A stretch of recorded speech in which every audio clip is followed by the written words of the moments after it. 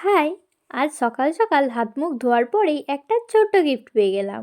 দেখো, একটা হেলদি একটা ডাল। পাশের বাড়ির একটা দাদু আমাকে এই ডালটা দিয়ে গেল সকালবেলায়।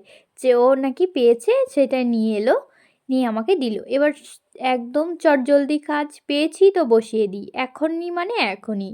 আর ডাল কাটিং করার সময় ডালটা কেটে আনার পর যতটা তাড়াতাড়ি পারা যাবে কাটিং করে নিয়ে গাছটা বসিয়ে দেওয়া ততই ভালো, না হলে ডাল অনেক তাড়াতাড়ি শুকিয়ে যায়, কাটা ডাল।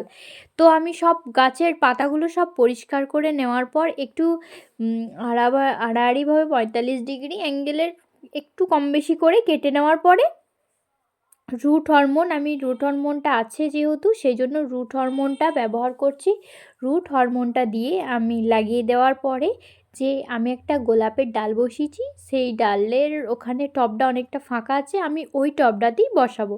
যেহেতু মাটি রেডি আছে সেই জন্য ভালোভাবে আমি এই রুট হরমোনটা লাগিয়ে নিলাম, ভালো করে সব দিকটা চারিদিকটা ভালো করে লাগিয়ে নেওয়ার পরে ওই যে টবটা আছে সেই টবের মধ্যে পুঁতে দিলাম। পুঁতে দেওয়ার পর মাটিটা একটু চেপে দিলাম।